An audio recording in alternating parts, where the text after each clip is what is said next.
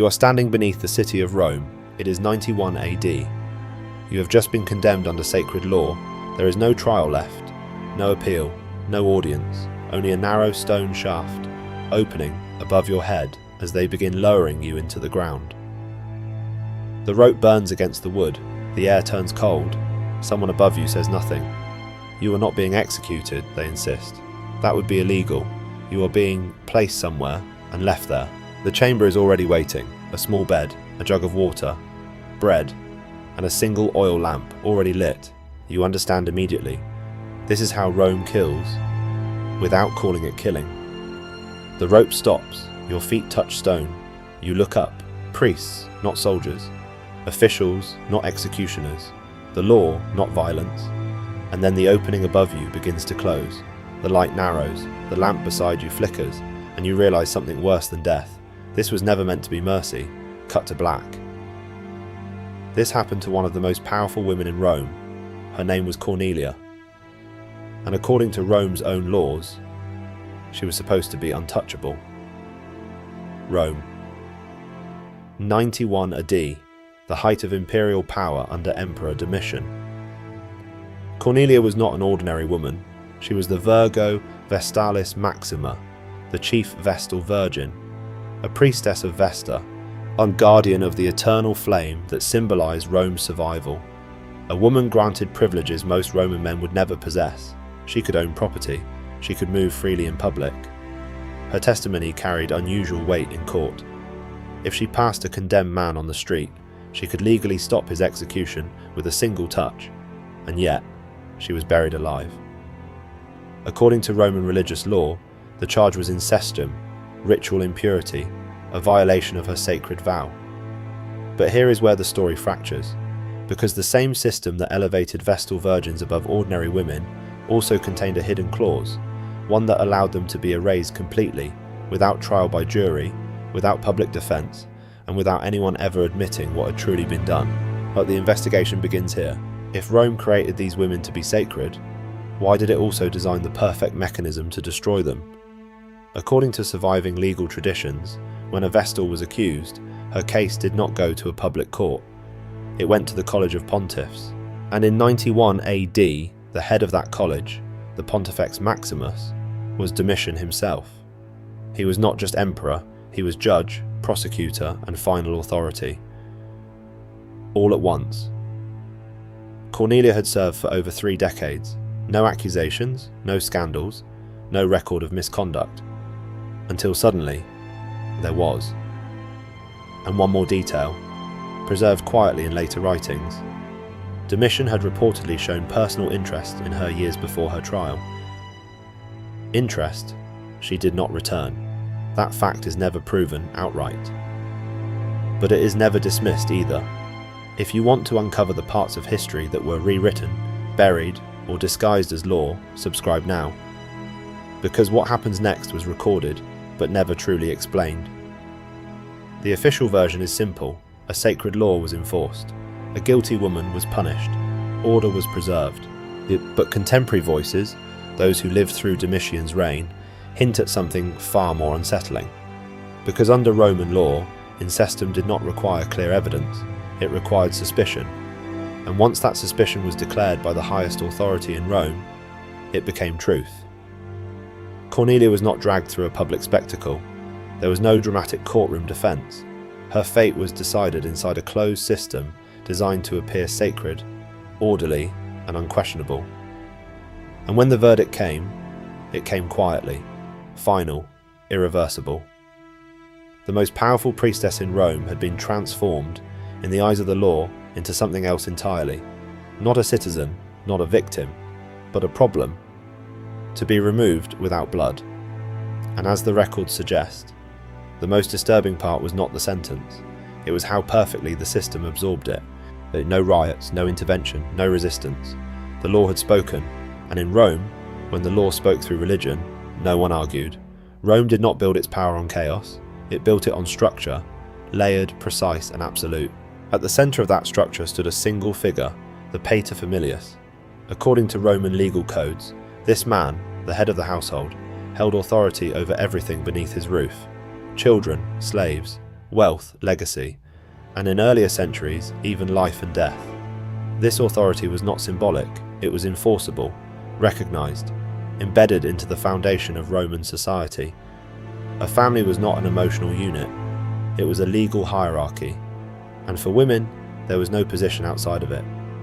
A daughter lived under her father's authority, a wife under her husband's.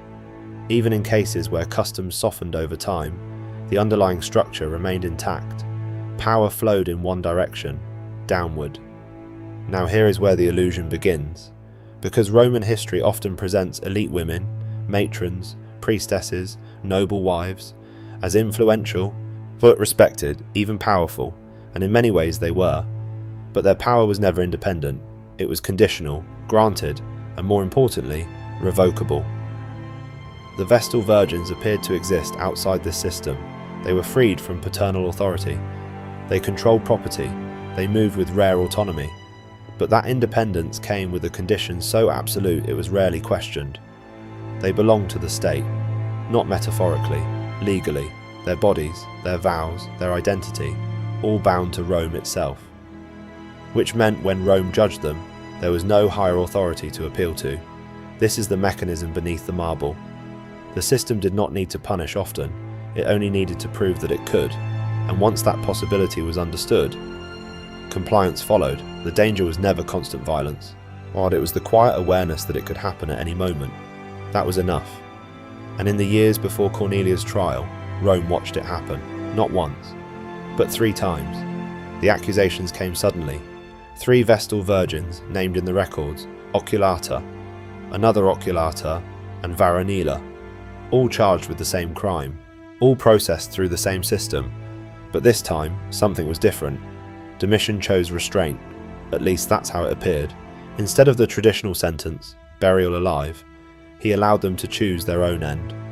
On the surface, it looked like mercy, a break from ancient severity, but inside the temple walls the reality felt different. We follow one of them, a priestess who had spent years tending the sacred flame, performing rituals with mechanical precision, living inside a system that promised protection in exchange for obedience. The accusation changes everything. No chains, no guards, but something worse, silence. The other Vestals stop speaking to her. Servants avoid her presence. Her name is no longer spoken directly. She continues her duties, but now every movement is watched, reinterpreted, weighed. Yet she is still physically present, but socially, she has already been removed. This is the first stage, erasure before judgment. She tries to understand what she did. There is no clear answer, because the accusation is not about proof, it is about designation. Once spoken, it reshapes reality. Her past service no longer matters. Her years of discipline vanish instantly. The system does not remember, it reclassifies, and then comes the decision. She is given a choice, not freedom, not defense, a choice of how she will end. The room is quiet when she receives it. No outrage, no protest, because everyone understands what this means. Rome is testing something, not the women, the law itself, and how far it can be pushed, without resistance. She makes her choice privately. There is no record of her final words, no dramatic account. Within weeks, her name fades from public memory. The other 2 follow, 3 women, removed, quietly. And Rome continues. Markets open, senators speak, rituals proceed. The flame in the temple of Vesta never goes out, which, according to belief, means the gods are still satisfied.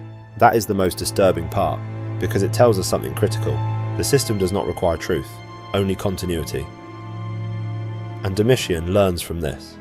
He watches carefully, measures the silence, understands exactly how much he can do, and how little it will cost him. By the time Cornelia's name enters the accusation, the test phase is over. The records that survive from these trials are not emotional. They are procedural, clean, controlled.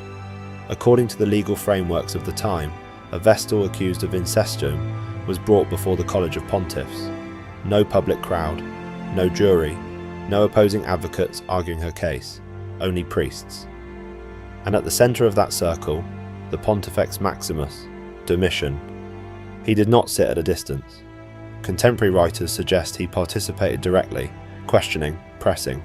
as interpreting answers in real time. This was not a trial in the modern sense, it was a closed system designed to confirm what had already been declared. And the charge itself, in cestum, was dangerously flexible. Modern scholars note that it did not strictly mean physical misconduct. It meant ritual contamination, a violation of sacred order, which could include behaviour, association, even perception. The definition was not fixed, it moved, with the authority applying it. That meant evidence did not have to prove guilt, it only had to align with suspicion. One case stands out in the surviving accounts. A man of senatorial rank, Valerius Licinianus, was named as a supposed partner to one of the accused Vestals.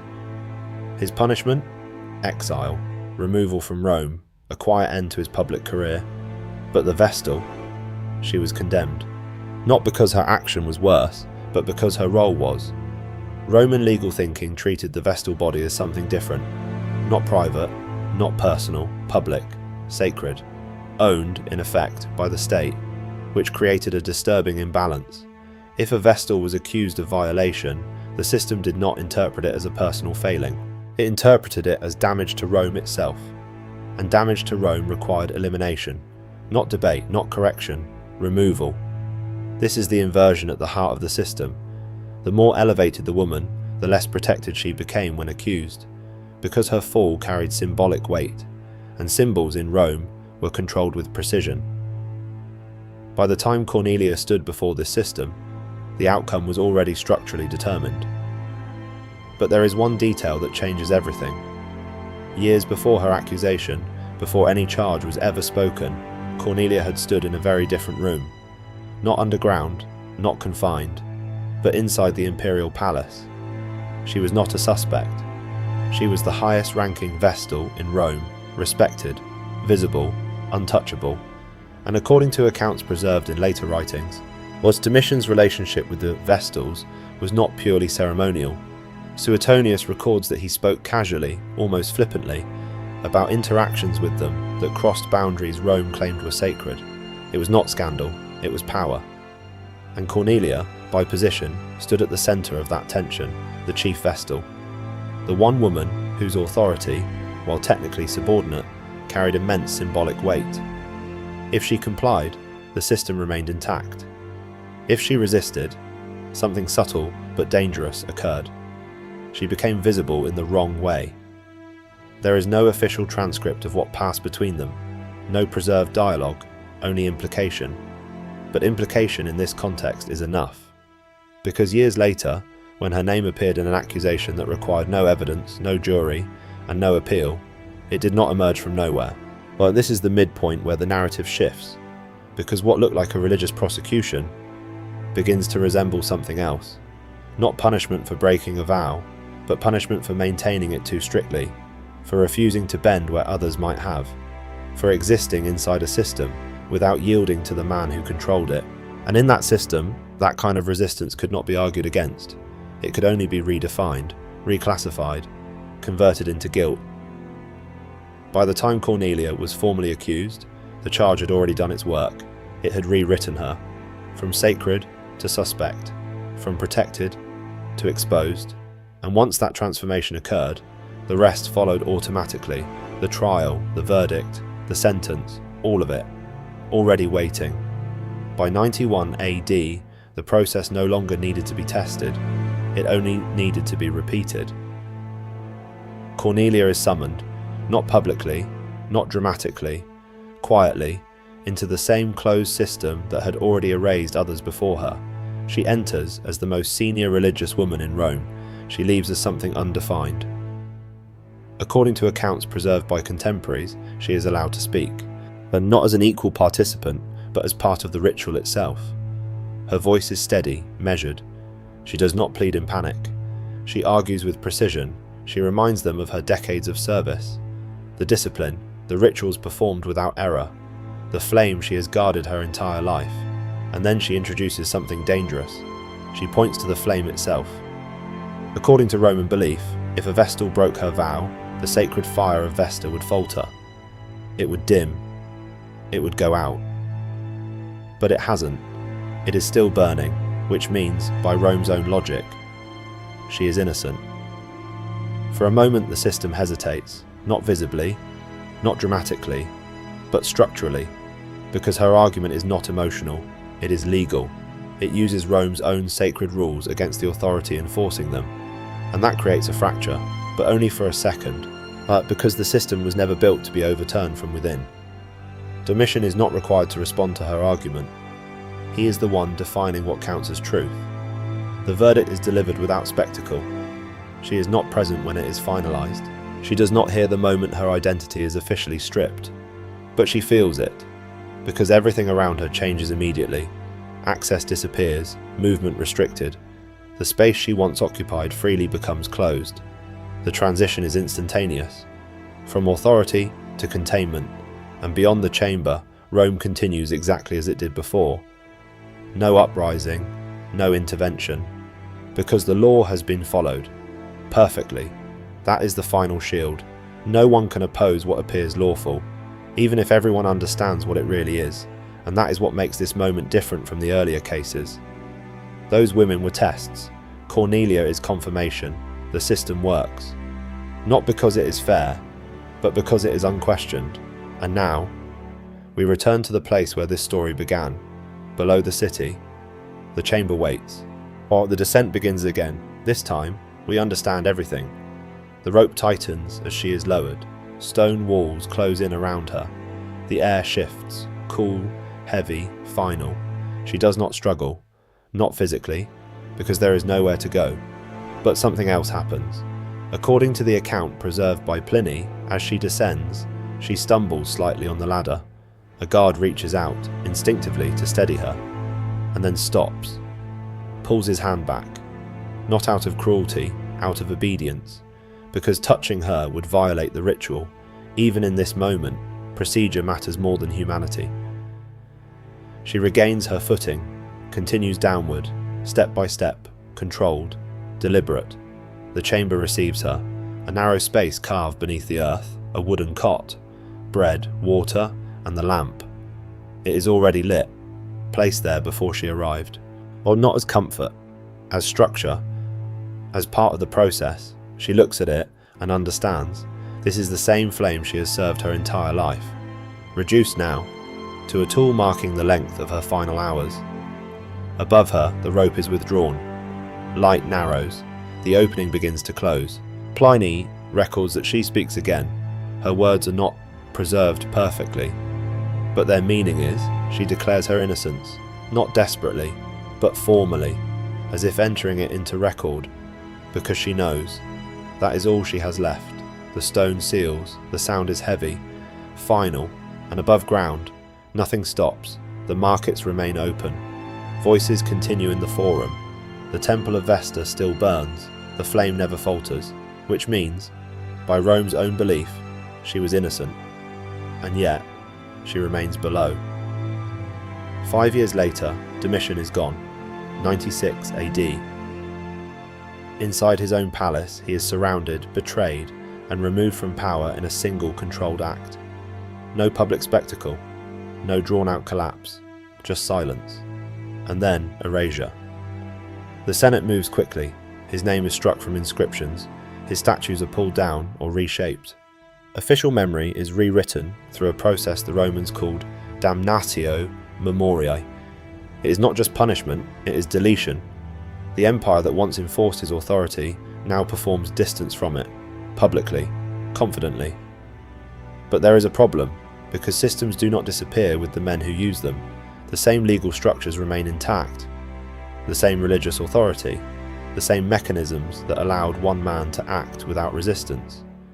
And so while Domitian's image is destroyed, what he used is preserved. This is where the record becomes unsettling. According to surviving writings, including those of Pliny the Younger, voices begin to emerge only after Domitian is dead. Carefully, indirectly. Pliny writes of Cornelia not as a criminal, but as a woman wronged. He records her composure, her final words, her insistence on innocence, but he does so in a private letter, not a public accusation, because even in Domitian's absence, the system is still there. Valerius Licinianus, the man linked to one of the earlier accusations, eventually returns from exile, his life continues, quietly, reintegrated. There is no equivalent restoration for the women, no reversal, no acknowledgement, because there is nothing to reverse. The law was followed. That is the shield that remains in place even after the emperor is gone. And this creates a strange historical imbalance. The man is condemned, the victims are not restored. Memory shifts, but only partially. Rome corrects its image, not its actions, and the physical reality of what happened remains exactly where it was left, buried. The site is known as the Campus Sceleratus, the field of wickedness, a designated place inside Rome's walls where these sentences were carried out. Not hidden, not secret, but not examined either. The chamber beneath it has never been opened in modern times, no excavation, no recovery, no confirmation of what remains inside. It exists as a documented space without a visible interior, and a place acknowledged but not confronted. And over time, something else happens. The narrative changes. Roman history continues to celebrate its laws, its discipline, its reverence for order and sacred duty. The Vestal Virgins remain symbols of purity, stability, divine protection. Their punishments are described as necessary, rare, justified. The language shifts. What was once an act of elimination becomes an example of moral enforcement. The system reframes itself, and in doing so, it absorbs the event, transforms it, softens it, until what remains is not the experience of the woman in the chamber, but the idea of a law being upheld. Cornelia's voice survives only because someone chose to record it, briefly, quietly, without force, and even then, it is treated as something expected. A condemned woman claiming innocence, nothing more. But which brings us back to the question that has been unfolding from the beginning. At what point did a protected, powerful Roman woman become something else entirely? The answer is not found in a single moment, not in the accusation, not in the verdict, not even in the dissent. It happens earlier, when the system defines her identity as conditional, when her authority exists only within boundaries she does not control, when her protection depends on the same structure that holds the power to remove it. She does not become property in chains, she becomes something more subtle, a role, a function, a symbol, and once that symbol no longer serves, it is replaced, quietly, completely. If this changed the way you see history, the parts that were preserved and the parts that were quietly buried, subscribe. Because the most dangerous systems are the ones that never appear broken. And somewhere beneath the modern streets of Rome, beneath traffic, stone, and centuries of reconstruction, there is still a sealed chamber, no light, no record beyond a few lines of text, no confirmation of what remains, only the knowledge that it exists, unopened, unseen. And directly beneath a civilization that still calls itself the foundation of law,